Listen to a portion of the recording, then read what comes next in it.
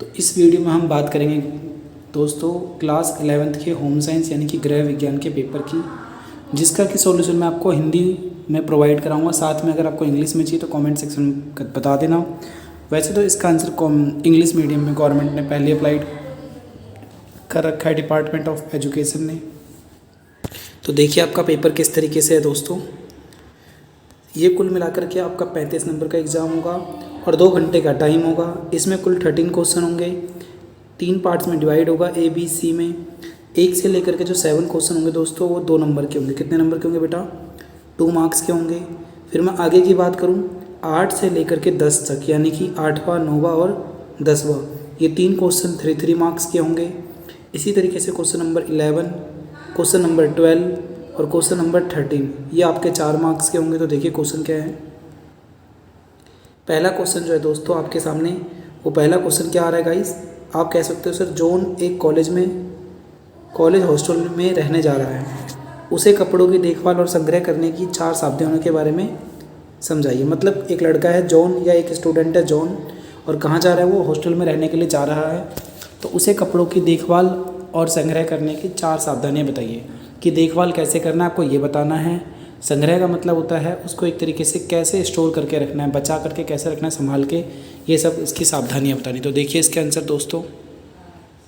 देखिए गाइस ये रहा आपका सॉल्यूशन जो कि इंग्लिश मीडियम में है।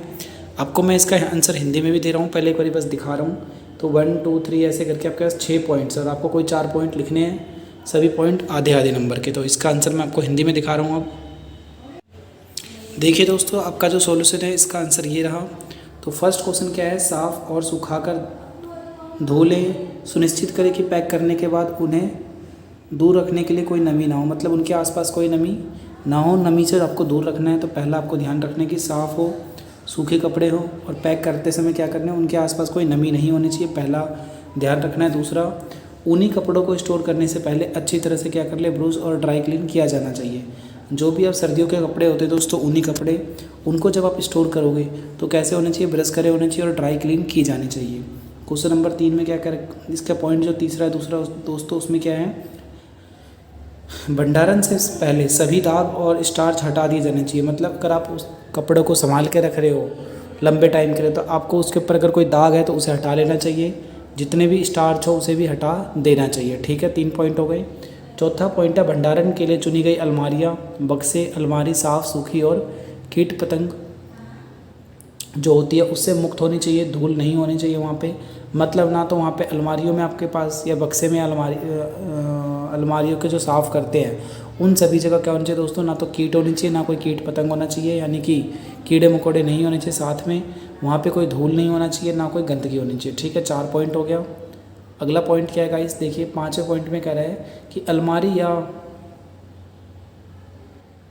अलमारी में ढीला पैक करें। मतलब क्या करेगा दोस्तों? जो उसकी अलमारी होती है उस तरीके से उसके अंदर हम कपड़े जो भी हैं उसको ढीले तरीके से पैक करें, यानी कि बहुत टाइट बांध दें तो दिक्कत हो सकती है। बहुत कॉम्पैक्ट और तंग पैकिंग का परिणाम हो सकता है। मतलब क्या होगा, अगर आपने बहुत ज़्यादा पैकिंग करी, टाइट कर दिया, तो क्या हो सकता है, एक तरीके से वो ख़राब हो सकते हैं कपड़े वहाँ पे। और कपड़ों में क्या पड़ सकती है दोस्तों? सिलवटें पड़ सकती हैं, और सिलवटें ऐसी हो जाएंगी जिन पे अलग ही नज़र आएंगे दाग धब्बे। अगला पॉइंट है दोस्तों, वहाँ पर नेफ्थलीन बॉल्स, नीम के पत्ते आदि जैसे कीट विकर्षक लगाएं। मतलब आपको जहाँ पे आप कपड़े रखते हो तो वहाँ पे नेफ्थलीन की गोलियाँ रख सकते हो, नीम के पत्ते रख सकते हो, जिससे कि क्या है वहाँ पे कोई कीट पतंगे या कीड़े मकोड़े वहाँ पे जमा नहीं होंगे। ठीक है बेटा, ये फर्स्ट का आंसर है। क्वेश्चन नंबर 2 की बात करते हैं तो क्वेश्चन 2 में कह रहा है स्वस्थता और स्वास्थ्य कल्याण के पैमाने पर उच्च श्रेणी में रखे गए व्यक्तियों में कौन से 4 गुण सामान्य रूप से पाए जाते हैं। यानी कि स्वस्थता और स्वास्थ्य कल्याण के पैमाने जो है उसमें उच्च श्रेणी में रखे गए व्यक्तियों में कौन कौन से 4 गुण पाए जाते हैं। मतलब अगर कोई एक व्यक्ति है जिसको उच्च श्रेणी में रखा गया है, किस मामले में? स्वास्थ्य के मामले में और स्वास्थ्य कल्याण के मामले में, तो उनके में क्या क्या गुण होने चाहिए। तो इसका आंसर दोस्तों देखिए आपके पास। देखिए गाइस ये रहा आपका पॉइंट। सेकंड जो आंसर है उसमें क्या रखा है? वेलनेस और वेलबीइंग प्रोफाइल पर उच्च रेटिंग वाले व्यक्तियों के सामान्य गुण निम्नलिखित हैं। मतलब ऐसे व्यक्तियों के गुण क्या क्या हैं? पहली बात तो नंबर 1 में कह सकते हैं उनका उच्च आत्मसम्मान होना चाहिए, सकारात्मक दृष्टिकोण होना चाहिए और उद्देश्य की भावना होनी चाहिए। मतलब उनका आत्मसम्मान कैसा होना चाहिए? उच्च होना चाहिए। उनकी सोच कैसी होनी चाहिए, हमेशा पॉजिटिव होनी चाहिए। और उनका भावना कैसा होना चाहिए, उद्देश्य उनका कैसा होना चाहिए, एक तरीके से सबकी भावना हेल्प करने की। दूसरा कह रहा है दोस्तों क्या, कि व्यक्तिगत जिम्मेदारी और प्रतिस्पर्धा की एक मजबूत भावना होनी चाहिए। मतलब कह रहा है कि उच्च श्रेणी में उसे रखा जाता है जिसकी उच्च श्रेणी में रखे गए व्यक्ति का दूसरा गुण क्या है, उनकी व्यक्तिगत जिम्मेदारी और प्रतिस्पर्धा एक मजबूत भावना होनी चाहिए। तीसरा हम क्या कह सकते हैं, हास्य की अच्छी एक भावना होनी चाहिए। उनको मतलब हास्य की एक भावना होनी चाहिए, जिसका मतलब है कि आराम से वो कहीं भी घुल मिल सके। दूसरों के लिए एक चिंता का करने की कोशिश करनी चाहिए, मतलब दूसरों का भी एक ख्याल रखना चाहिए। पर्यावरण का सम्मान रखना चाहिए, रखते हैं ऐसे व्यक्ति। छठे में है, एक शारीरिक रूप से फिट और एकीकृत स्वस्थ जीवन शैली होनी चाहिए उनकी, मतलब वो फिट व्यक्ति होना चाहिए, उसकी जीवन शैली अच्छी होनी चाहिए। वैश्य व्यवहार की अनुपस्थिति, मतलब उसका जो व्यवहार होना चाहिए उसमें गंदे व्यवहार नहीं होना चाहिए, उसकी अनुपस्थिति होनी चाहिए। जीवन की चुनौतियों का सामना करने की क्षमता होनी चाहिए उसके अंदर। सीखने के लिए जारी रखने की क्षमता, अगर वो सीखना चाहता है तो उसके अंदर सीखने की एक जुनून होनी चाहिए। ठीक है, प्यार करने की क्षमता और पोषण करने की क्षमता होनी चाहिए उसके अंदर। अगला पॉइंट दोस्तों इसमें क्या लिख सकते हो आप, प्रभावी संचार क्षमता होनी चाहिए, मतलब जो उसका ब्लड प्रेशर है, ब्लड सर्कुलेशन है, वो क्या होना चाहिए, एकदम सही होना चाहिए। तो इसमें से आपको कोई 4 पॉइंट लिखने हैं। हमने इसमें आपको 9 पॉइंट बता दिए, एक तरीके से लगभग 10 पॉइंट, तो आप कोई सा भी लिख सकते हो। तो बेटा अगला क्वेश्चन बात करते हैं अब हम। तो गाइस अब बात करते हैं क्वेश्चन नंबर 3 की। 3 में कह रहा है दोस्तों, मयंक के माता पिता को बच्चों के पालन पोषण में स्नेहोमुखी अनुशासनात्मक दृष्टिकोण अपनाने के लिए आप कौन से 4 तरीके सुझाएंगे। मतलब एक व्यक्ति है मयंक, उसके माता पिता जो है ना, अगर वो बच्चों को पालने के लिए किस तरीके की आप उनको अनुशासन सिखाएंगे, जिससे कि क्या हो, उनके पेरेंट्स क्या करें, एक तरीके से अफेक्शनेट हो, मतलब प्यार से अनुशासनात्मक दृष्टिकोण होना चाहिए। तो आप कौन कौन से सुझाएंगे, चलिए बात करते हैं इसके हम। तो गाइस देखिए, इसका पहला पॉइंट क्या होगा, बच्चों के पालन पोषण में स्नेह उन्मुख अनुशासनात्मक दृष्टिकोण अपनाने के 4 तरीके। पहला है कि माता पिता को, मतलब माता पिता को, ये वाला पॉइंट है दोस्तों, माता पिता को क्या होना चाहिए, बच्चों को उनके कार्यों के परिणाम के बारे में समझाना चाहिए। मतलब जो पेरेंट्स होते हैं दोस्तों, हम उनके पापा मम्मी को यह बताएंगे कि आप अपने बच्चों को, जो आपके बच्चे कार्य करते हैं उनका क्या परिणाम होना चाहिए, इसके बारे में उनको समझाइए। उनके साथ तर्क कीजिए, मतलब बातें कीजिए, उनके कारण को समझिए, वो क्यों ऐसा करते हैं, गलत काम ना करें। वही जैसे कि इसमें क्या लिखा है, अनुपयुक्त कार्यों से करने से उन्हें रोकना चाहिए। दूसरा, उनके माता पिता को हम बताएंगे कि अनुशासन में रहना चाहिए, मतलब जो अनुशासन है उसमें एक तरीके से लगे रहना चाहिए, अनुशासन का पालन हमेशा करना चाहिए, ये नहीं, लेकिन साथ ही साथ उनके साथ प्यार से और सौम्य भी होना चाहिए। प्यार का मतलब है आराम से पेश भी आना चाहिए, जिससे कि क्या है, बच्चा भी खुश रहे। तीसरा पॉइंट दोस्तों क्या है इसमें, तीसरा पॉइंट हम बताएंगे इसमें कि माता पिता को स्वयं उन गुणों का दिखावा करना चाहिए जो बच्चों की कामना करते हैं। मतलब एक तरीके से बच्चों के सामने उस तरीके से पेश आना चाहिए, उन गुणों को दिखाना चाहिए बच्चों के सामने जिस तरह से वो बच्चों में जो गुण वो चाहते हैं। अगर बच्चों के अंदर वो चाहते हैं कि बच्चा हमारा अच्छा पढ़ा लिखा हो, तो उनके सामने पेरेंट्स को भी कई बार किताब निकाल कर पढ़नी चाहिए, जिससे कि बच्चा भी बैठ करके पढ़ाई करे।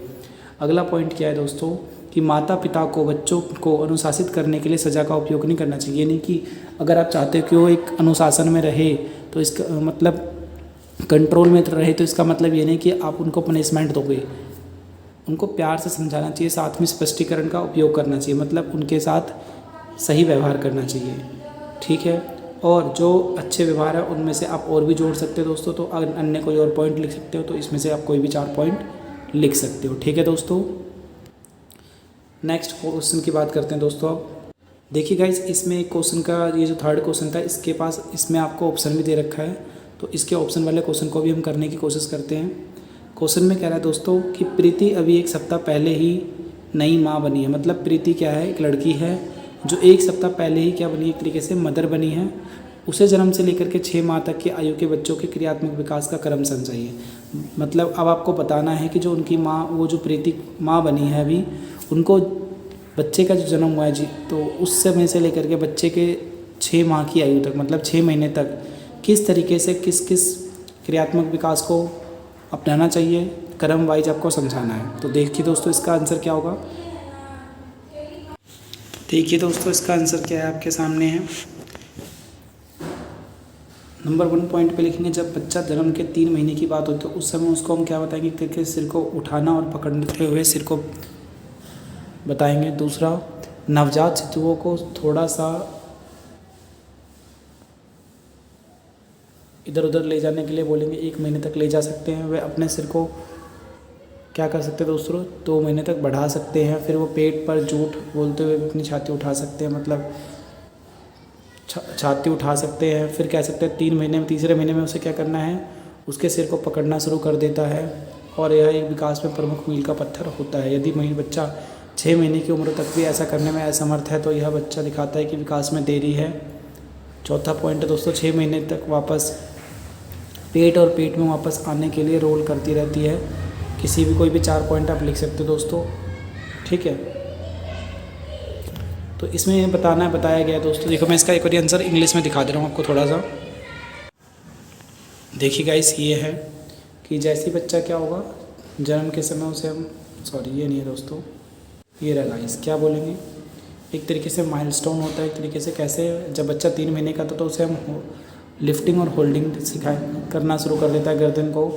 जब बच्चा जन्म लेता है तो क्या कर सकता है, वो अपने हेड को एक साइड से दूसरी साइड तक आराम से घुमा सकता है। 1 महीने में क्या कर सकता है, वो अपनी गर्दन को, अपने हेड को एक तरीके से उठा सकता है। 2 महीने में क्या कर सकता है, अपने चेस्ट को क्या कर सकता है, घुमा सकता है, ठीक है, जब वो अपने पेट के बल लेटा होगा। और तीसरे महीने में क्या कर सकता है दोस्तों, the infant begin to hold her and his, मतलब अपने गर्दन को एक जगह स्थिर रख सकता है। ये सब क्या एक तरीके से मेजर जो चेंजेस होते हैं वो है। और 4 से 6 महीने में क्या करना शुरू कर देता है दोस्तों, वो अपने आप को रोल करना शुरू कर देता है अपने पेट के बल एक जगह से दूसरे जगह तक। तो ये आपका आंसर है। बात करते हैं गाइस क्वेश्चन नंबर 4 की। तो 4 में कह रहा है दोस्तों, ये निम्नलिखित का कारण बताना है कि ऐसा क्यों होता है। शिशु को जन्म के तुरंत बाद स्तनपान कराना चाहिए, क्यों। जैसे ही बच्चा जन्म लेता है तो उसको तुरंत ही उनकी माँ का दूध पिलाना चाहिए, ऐसा क्यों। तो आपको कारण बताना। देखिए इसका दोस्तों आंसर। गाइस आपको अगर ये वीडियो पसंद आ रहा है तो प्लीज़ लाइक ज़रूर कीजिए।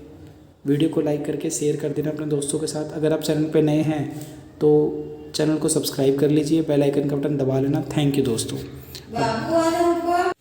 देखिए दोस्तों, इसमें करके बच्चों को जन्म के तुरंत बाद माँ का दूध पिलाना चाहिए, क्योंकि पहले 2 से 3 दिनों के दौरान एक पीले रंग का तरल पदार्थ जिसे कोलेस्ट्रॉम के रूप में जाना जाता है उत्पन्न होता है। शिशुओं को इसे अवश्य खिलाना चाहिए। मतलब जैसे ही बच्चा जन्म लेता है तो उसको 2 से 3 दिन के अंदर एक पीले रंग का जो तरल पदार्थ होता है जिसे हम कोलेस्ट्रॉम के नाम से जानते हैं वह उत्पन्न होता है। शिशुओं को इसे अवश्य पिलाना चाहिए, खिलाना चाहिए, ठीक है, क्योंकि यह एंटीबॉडी में बहुत समृद्ध होता है, क्योंकि यह शरीर के एंटीबॉडी बनाने में समृद्ध होता है। एक बच्चे को संक्रामक से बचाता है।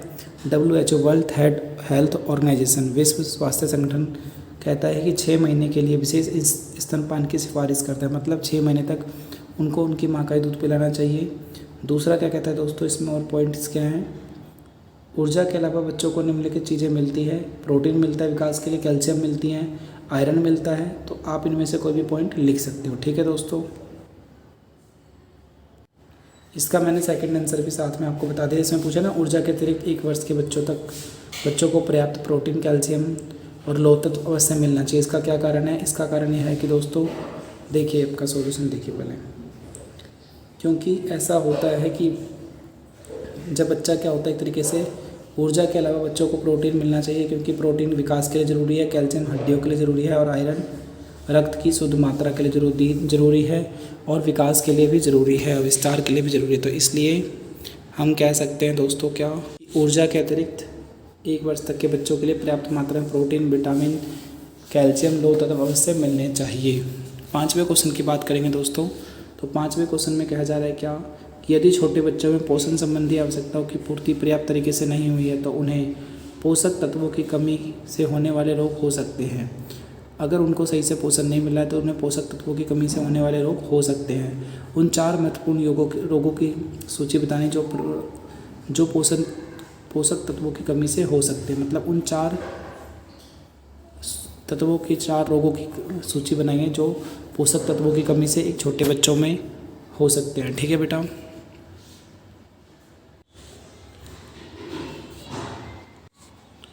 देखिए दोस्तों, हम कह सकते हैं क्या, प्रोटीन की कमी से क्या होता है दोस्तों, एक तरीके से विकास धीमा होता है और संक्रमण की ओर चला जाता है। दस्त होता है, एक तरीके से निर्जलीकरण की अभिक्रिया हो सकती है, प्रक्रिया हो जाती है कई बार। और क्या कह सकते हो दोस्तों, एनीमिया हो सकता है। एनीमिया से क्या होगा, आयरन की कमी के कारण होता है ये। पोषण संबंधी अंधापन हो सकता है, विटामिन ए के कारण हो सकता है। अगर विटामिन ए नहीं मिलेगा उस बच्चे को तो पोषण संबंधी अंधापन हो सकता है, उसको रिकेट्स हो सकता है और ऑस्टियोपीनिया यानी कि हड्डी से प्रॉब्लम्स हो सकती है जो कि विटामिन डी और कैल्शियम के कारण होता है।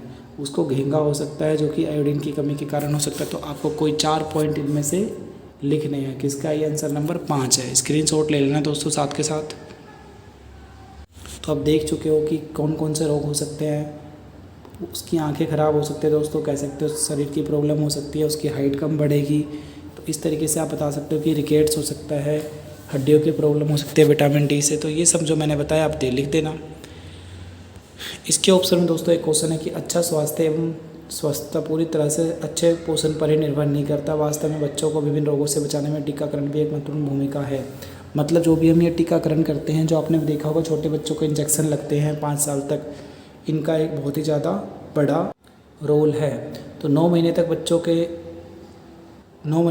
को दिए जाने वाले 4 महत्वपूर्ण टीकों के पूरे नाम बताइए। कब तक, 9 महीने तक के जो बच्चों को टीके लगते हैं उनमें से कोई 4 टीकों के नाम बताने हैं। तो देखिए कौन कौन से टीके हमारे पास। तो 9 महीने तक हम कह सकते हैं दोस्तों, राष्ट्रीय टीकाकरण सूची के अकॉर्डिंग ICMR द्वारा क्या एक तरीके से अनुशंसित है। तो बच्चों का टीके का उम्र लिखना है यहाँ पे आपको, जैसे कि जन्म पर BCG लगता है, OPV लगता है, HIV का टीका लगता है, ठीक है। और क्या कह सकते हो दोस्तों, 6 हफ्ता पर OPV लगता है, फिर DPT लगता है, हेपेटाइटिस B लगता है, HIV का लगता है। और क्या कह सकते हैं गाइस, इसमें हम साथ ही साथ हम कह सकते हैं जैसे ही बच्चा बड़ा होता है थोड़ा सा, तो हम कह सकते हैं उसे BCG का टीका लगता है। OPV यानी कि ओरल पोलियो वैक्सीन लगती है उसे, जिसे आप पोलियो की दवा के नाम से भी जानते हो। DPT का लगता है टीका यानी कि डिप्थीरिया, पर्टूसिस और टेटनस का सुई एक साथ लगता है। HEP का सुई लगता है यानी कि हेपेटाइटिस B बोलते हैं जिसे। HIV यानी कि HIV का मतलब ये HIV नहीं है, HIV यानी हीमोफिलस इन्फ्लुएंजा टाइप B। और बैक्टीरिया यानी कि इनमें से आप इतने सारे मैंने बताया, आप कोई से भी 4 लिख सकते हो, ठीक है बेटा। अब बात करते हैं क्वेश्चन नंबर 7 की दोस्तों। तो क्वेश्चन नंबर 7 में कह रहा है कि नदीम पूर्व विद्यालय बच्चों के लिए एक रेडीमेड परिधान स्टोर खोलने की योजना बना रहा है। मतलब एक नदीम है और बताता है कि जो पहले ही बच्चे पास हो चुके हैं उनके लिए क्या बनाना चाहता है, रेडीमेड परिधान मतलब कपड़े बेचने का एक स्टोर खोलना चाहता है। तो इस आयु वर्ग के लिए कपड़ों का चयन करते समय उसे किन किन 4 विशेषताओं पर विचार करना चाहिए। मतलब नदीम जो एक दुकान खोलना चाहता है, तो अगर वो रेडीमेड स्टोर खोलना चाहता है तो इस उम्र के बच्चों के लिए उसे किन किन 4 पॉइंटों का, 4 विशेषताओं का ध्यान रखना चाहिए, आपको बताना है। तो देखिए इसका सॉल्यूशन हिंदी में। तो ये रहा आपका सॉल्यूशन। तो क्या कहा जा रहा है, जो बच्चे पास हो चुके हैं उनके लिए कौन कौन सी विशेषताएं रखनी चाहिए। नंबर 1, इसमें बच्चों के रूप में कपड़ों को टूट फूट सामना करने में सक्षम होना चाहिए।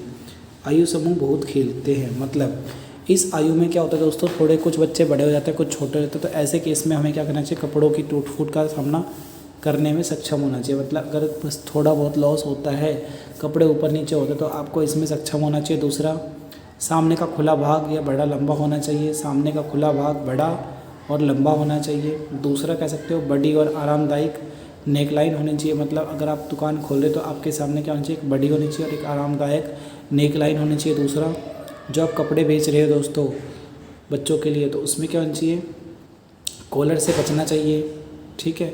तीसरा क्या कह सकते हो, डिज़ाइन और रंग आकर्षक होने चाहिए। ऐसे आकर्षक रंग होने चाहिए जिससे वो बच्चों को पसंद आए। बच्चे और माँ दोनों के लिए हम कह सकते, तो ये सब क्या कह सकते हो गाइस इसमें। और बच्चों और माँ दोनों के लिए स्वयं सहायता सुविधाओं को बढ़ावा देना चाहिए। अगर आप कपड़े की दुकान खोलना चाहते हो, मतलब वो दोनों के लिए साथ में ले सकते हो। कपड़े हल्के होने चाहिए और जो कि बच्चों के होने चाहिए एक तरीके से, कपड़े हल्के सामग्री से बने होने चाहिए जो सिकड़े हुए हो, ठीक है, जिन्हें देखभाल करने में आसानी हो। और प्री स्कूलर के लिए कपास सबसे उपयुक्त कपड़ा होता है और यह स्वच्छ और शोषक है। मतलब कह सकते हो जो एक तरीके से गर्मियों में हम सूती कपड़े का यूज़ कर सकते हैं, जो कि क्या है एक तरीके से स्वच्छ होता है, साफ़ होता है और गर्मियों को पसीना सोख लेता है। आसानी से साफ़ किए जा सकते हैं, ऐसे कपड़े बेचने चाहिए, नंबर 1। और क्या बताओगे दोस्तों इसमें आप?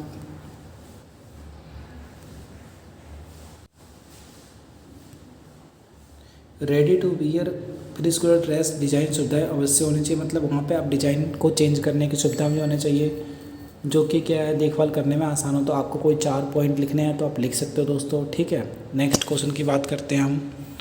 गाइस साथ के साथ स्क्रीनशॉट लेते रहना। गाइस अब बात करते हैं क्वेश्चन नंबर 7। तो कह रहा है आपकी बहन 7 महीने के शिशु की माँ है, मतलब जो हमारी बहन एक तरीके से 7 महीने का उनके पास एक बच्चा है। उसे 2 उपयुक्त पूरक आहार बताइए, जो कि पूरक आहार के लिए 2 महत्वपूर्ण दिशा निर्देश का उल्लेख कीजिए, जिसके बारे में उसे पता होना चाहिए। मतलब एक तरीके से पोषक आहार के बारे में बताना है। तो देखिए ये रहा दोस्तों आपका सॉल्यूशन।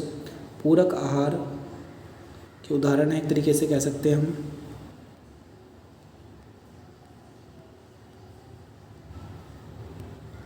अंडे की जर्दी 7 महीने तक आधा चम्मच से शुरू कर देना चाहिए।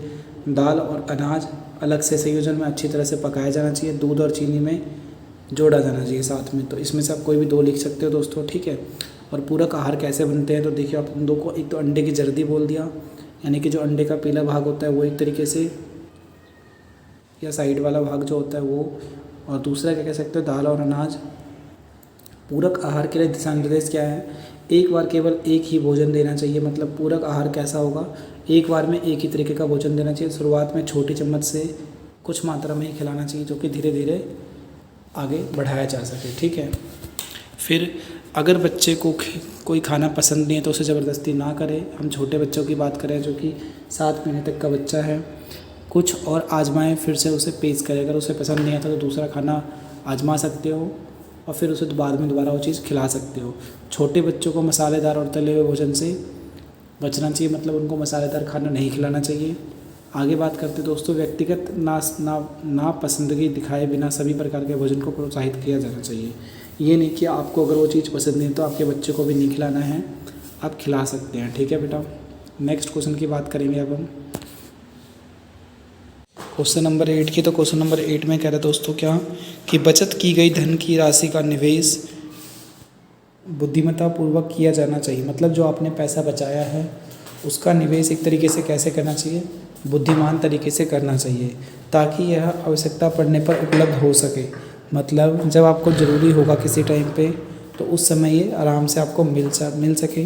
तो विवेकपूर्ण निवेश के 6 प्रमुख सिद्धांतों को संक्षेप में व्याख्या कीजिए। मतलब आपको ये बताना है कि अगर आप निवेश करना चाहते हो समझदारी से तो कोई 6 सिद्धांत आपको बताना है, ठीक है बेटा। तो देखिए इसका सॉल्यूशन हिंदी में।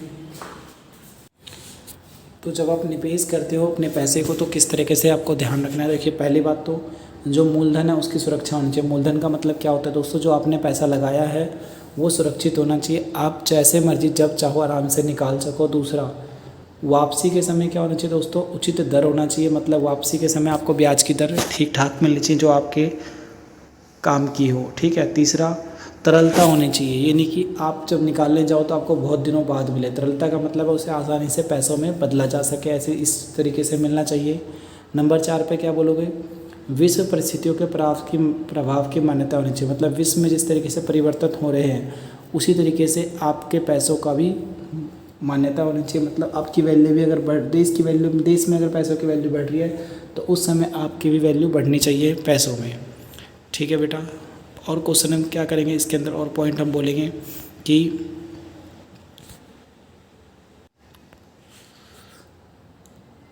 जब भी आपको पैसा चाहिए तो आसान पहुंच होनी चाहिए और सुविधा, मतलब आपने जहां पर भी निवेश किया अपने पैसे को वहां तक आपकी पहुंच आसान होनी चाहिए और सुविधापूर्वक होनी चाहिए, ठीक है।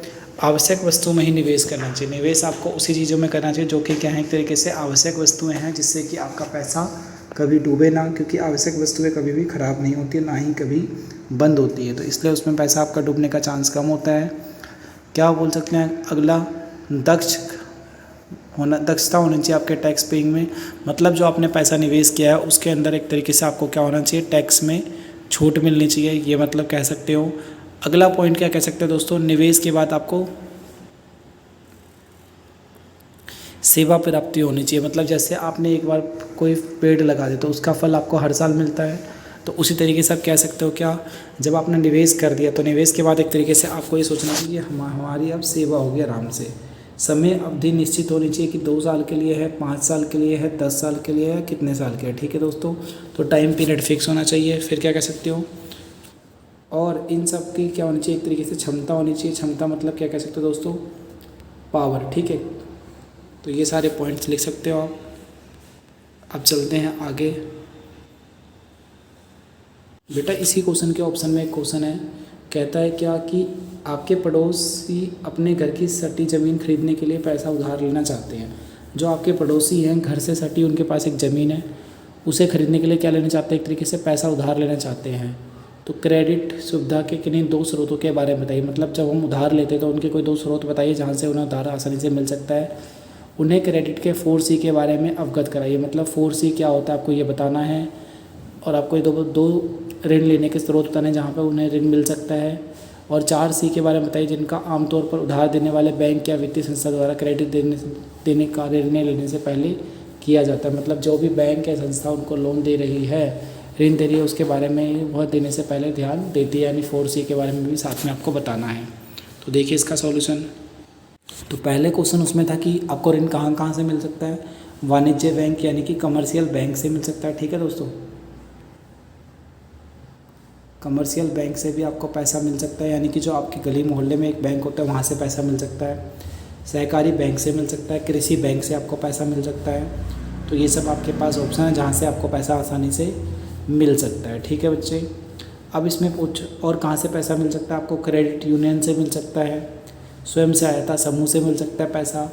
तो ये 4 अच्छे जगह है जहाँ से आपको आसानी से सस्ते दाम पर पैसा मिलता है। ठीक है, अब बात करते हैं 4C क्या होता है। तो 4C के बारे में बात करते हैं। देखो क्या मतलब है, कहता है 4C का मतलब क्या है, चरित्र का अर्थ, क्षमता का अर्थ, पूंजी का अर्थ और सांप्रदायिक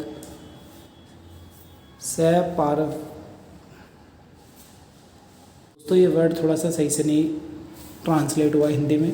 तो आपको क्या क्या सी की बात कर रहा है, कह रहा है पहले कैरेक्टर का अर्थ होना चाहिए। ठीक है, आपकी क्षमता होनी चाहिए, कैपेसिटी जिसे हम कह सकते हैं। तो चरित्र का अर्थ, सहमति के अनुसार ऋण चुकाने की इच्छा होनी चाहिए। मतलब जब आप ऋण लेते हो तो ऋण चुकाने की आपकी इच्छा होनी चाहिए, दृढ़ संकल्प होना चाहिए। यहाँ तक कि उधारदाता की अपेक्षा से अधिक लागत और असुविधा पर होता है। आप सभी जानते हो जितना आपको लोन देते हैं उसके बदले में वो ब्याज भी लेते हैं। तो ऐसा भी होता है कि ब्याज को ना चुकाने की स्थिति में आपको दिक्कत आती है। तो इससे पहले आपके अंदर क्या होना चाहिए, एक संकल्प होना चाहिए कि आप वो पैसा चुकाना चाहते हो, चेक करते हैं। दूसरा, क्षमता का अर्थ होता है कि दायित्व को पूरा करने की क्षमता है या नहीं है। मतलब वो देखना चाहते हैं कि अगर आपने लोन लिया है तो आपके अंदर वह क्षमता है कि आप उसे चुका पाओगे या नहीं। ठीक है दोस्तों, तीसरा पॉइंट बताया जा रहा है सी का मतलब कि पूंजी का अर्थ होता है दोस्तों कैपिटल, निवल मूल्य। पूंजी मतलब कैपिटल, और कैपिटल का मतलब क्या होता है, निवल मूल्य मतलब शुद्ध मूल्य। यहाँ भी ध्यान में रखा जाता है। चौथा पॉइंट बात करेंगे दोस्तों, इसमें प्रिंट ये सही से ट्रांसलेट नहीं हुआ है। तो पूंजी में विशेष इकाइयाँ होती हैं जिन्हें सुरक्षा के रूप में गिरवी रखा जाता है। और एक ऋण के रूप में जब भी आप क्या करते हो, लोन लेते हो, तो साथ में आपको क्या देना पड़ता है, गारंटी के रूप में कुछ ना कुछ अपना सामान देना पड़ता है, गिरवी रखना पड़ता है। उसे ही हम क्या कहते हैं दोस्तों, सुरक्षा के रूप में गिरवी रखी गई सामान। ज़मीन के कागज़ होते हैं, सोने चांदी गहना, इस तरीके से आप गिरवी रख सकते हो।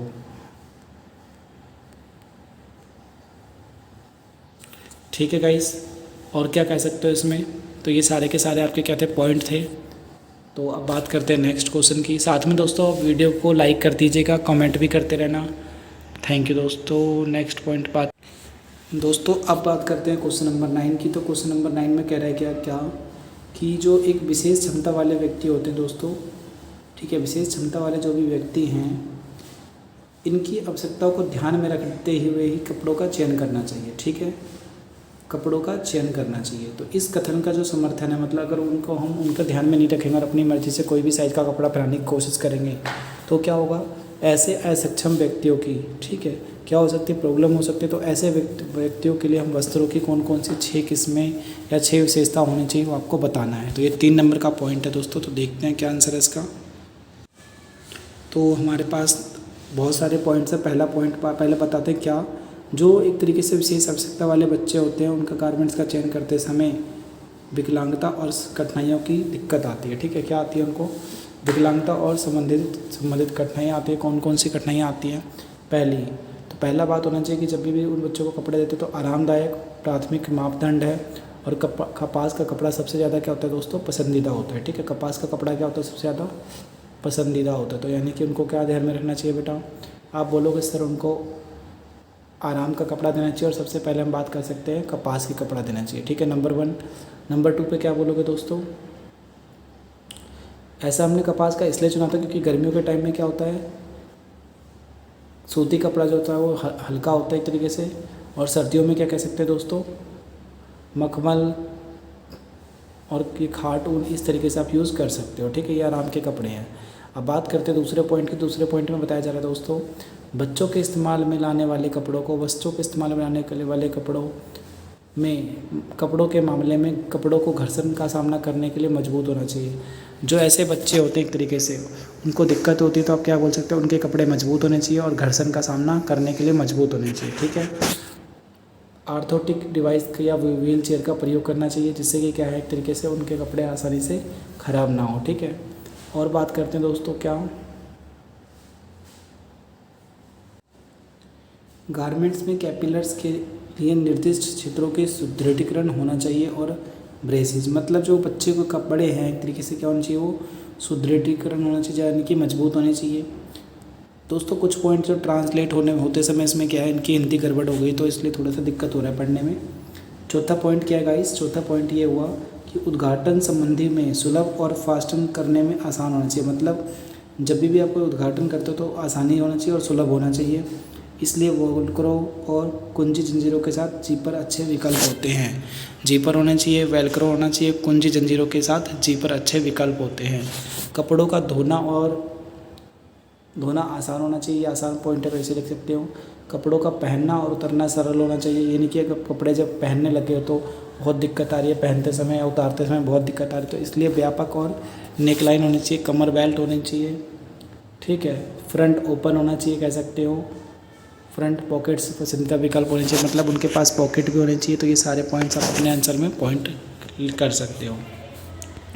और क्या बोल सकते हो दोस्तों, कपड़े कैसे होने चाहिए, रंगीन होने चाहिए ताकि उन्हें अच्छा लगे पहनते समय, और अच्छे तरीके से सिले होने चाहिए, फिर भी पहनने में आसान हो। ठीक है, पहनने में आसान होना चाहिए और अच्छे तरह से सिले होने चाहिए। कपड़ों ना केवल आंखों को आकर्षक लगे बल्कि पहनने में भी हल्के होने चाहिए, और परिस्थिति के अनुसार उन्हें देखने में भी अच्छा लगे, और कहीं पे पहन के वो जाना चाहे तो खुशी खुशी जा पाए। तो कोई 6 पॉइंट आप बता सकते हो। ठीक है बेटा, 10वां कह सकते हैं क्या, अगला क्वेश्चन हम अब बात करते हैं गाइस 10वें क्वेश्चन की। तो शालिनी को अपनी नई नौकरी से प्रथम वेतन प्राप्त हुआ है, पहली सैलरी मिली है। आय को प्रभावी ढंग से प्रबंधित करने के लिए उसे बजट का अर्थ समझाइए। मतलब बजट क्या होता है, इसलिए उसे समझाइए, जिससे कि वो अपने आय को प्रभावित सही तरीके से क्या कर सके, यूज कर सके। एक अच्छा बजट बनाने के लिए 5 मुख्य चरणों का उल्लेख करके उसका मार्गदर्शन कीजिए। किसका, शालिनी का। अब मतलब आपको बजट के बारे में पूरे डिटेल से बताना है। 3 नंबर का क्वेश्चन है, देखिए आंसर इसका गाइस। ये देखिए गाइस आपका सॉल्यूशन। तो धन का उपयोग जो हम करते हैं उसको बजट क्या, एक तरीके से बजट क्या कहते हैं, सबसे आम नियोजक उपकरण है। मतलब बजट का मतलब क्या है, धन का किस तरीके से हमें आगे प्रयोग करना है उसे हम बजट कहते हैं। बजट क्या है, भविष्य की खर्च की योजना है। एक परिवार के बजट में एक ही महीने या एक साल के लिए आय और व्यय के बारे में विस्तार से बताया गया होता है। क्या बताया गया होता है, एक साल के या एक महीने के बारे में विस्तार से बताया गया होता है। इस अवधि के दौरान हम कह सकते हैं, इस अवधि के दौरान आय के सभी स्रोतों की और सभी वस्तुओं का उल्लेख होता है। मतलब इसमें किस तरह से खर्च करना है, कैसे बचाना है, सभी चीज़ें बताई गई होती हैं। विभिन्न शीर्षकों के तहत व्यय कैसे होगा और कैसा भोजन होगा, जैसा वस्त्र होगा, आवास, मनोरंजन कहाँ खर्चा होगा, यात्रा पे कितनी खर्चे होगा, शिक्षा पे कितना पैसा खर्च होगा, स्वास्थ्य पे, चिकित्सा पे और बचत कितना करोगे, इन सब के बारे में बताया जाता है। बचत बनाने के मुख्य 5 चरण निम्नलिखित है। पहला चरण दोस्तों ये है कि आवश्यक वस्तुओं और सेवाओं की सूची बनानी पड़ती है। लागत का अनुमान लगा लेना चाहिए पहले से ही। कुल अनुमानित आय का अनुमान होना चाहिए। आपकी अपेक्षित आय कितनी है, व्यय कितनी है, इसमें आपको एक संतुलन बिठाना पड़ता है। और फिर हम योजना की जांच करते हैं। मतलब ये पूरा का पूरा क्या एक तरीके से मुख्य चरण होते हैं। ठीक है, तो इस तरीके से आपको इसमें 3 नंबर मिलेंगे। अब बात करेंगे क्वेश्चन नंबर 11 की। तो इसमें कहा जा रहा है क्या, स्वस्थता के समग्र दृष्टिकोण का वर्णन करते हुए एक रेखाचित्र द्वारा स्वस्थ जीवन शैली के 8 आयाम को दर्शाइए। ठीक है गाइस, बात करते हैं दोस्तों अब 11वें क्वेश्चन के आंसर के। तो जीवन शैली के आयाम कौन कौन से हैं, तो आप वीडियो को रोक करके आराम से पढ़ सकते हो। तो देखिए अब मैं आपके पास ये पहला कोई पॉइंट है, इसमें नहीं, ये एक सेकंड। तो इसमें पहले पॉइंट ये है दोस्तों, सामाजिक पहलू, यह दूसरों के साथ अन्याय श्रेयसित दोस्त बनाने पर जोर देता है और दूसरों का सार्थक, संतोषजनक और स्थिर संबंध रखना। दूसरा पहलू कौन सा है, भौतिक पहलू। इसी तरीके से बात करें तीसरे पहलू की, तो तीसरा कौन सा है, बौद्धिक पहलू। चौथा है आपका व्यावसायिक पहलू। पांचवा भावनात्मक पहलू। तो ये सारे पॉइंट आपको उतार लेने, आप स्क्रीनशॉट ले लेना गाइस। तो देखिए इस तरीके से आपके 7वां पॉइंट या 8वां पॉइंट, तो इसमें से आप कोई सा पॉइंट लिख सकते हो। अब रही बात इसके डायग्राम बनाने की, तो डायग्राम में आप क्या करोगे, एक गोला बना लो, गोले में लिख देना इस तरीके से, एक तरफ ये सामाजिक, एक तरफ भौतिक, एक तरफ भावुक, एक तरफ पर्यावरण को व्यावसायिक, आध्यात्मिक, ये सब लिख देना आप आराम से। नेक्स्ट क्वेश्चन है दोस्तों, कार्तिक के सूती पैंट पर तेल के कुछ धब्बे हैं, दाग को हटाने के 2 उपयुक्त तरीके बताइए। उसे 4 सामान्य विचार भी बताइए जिनका ध्यान उसे इन धब्बों को हटाते समय रखना चाहिए। और एक रेडीमेड गारमेंट्स वाली काली पेंट के देखभाल लेवल पर ब्लीच ना करे, छाया में सुखाए आदि निर्देशों को ये सब चिन्ह बनाइए। ठीक है, तो देखिए दोस्तों इसका सॉल्यूशन, ये इसका सॉल्यूशन है दोस्तों। ग्रीस सॉल्वेंट यूज़ कर सकते हो एक तरीके से, यानी कि मिट्टी का तेल, तारपीन का तेल, इन सबसे क्या होता है एक तरीके से दाग छूट जाते हैं। तेल अफसोसक क्या होता है, चोकर होता है, मुल्तानी मिट्टी, टेल्कम, स्टार्च, ये सब लगा सकते हो। अब सामान्य विचार क्या रखना चाहिए दाग हटाने के, दाग ताज़ा होने पर हटा दे उसे, दाग की पहचान करें अज्ञात दागों को। तो ये सब आप पूरा लिख सकते हो दोस्तों। तो आराम से स्क्रीनशॉट ले लो और बता देना हमें कैसा लगा गाइस। तो गाइस वीडियो को लाइक करके अपने दोस्तों के साथ शेयर कीजिए, साथ ही चैनल पे नए तो चैनल को सब्सक्राइब कर लेना। थैंक यू दोस्तों, ऑल द बेस्ट।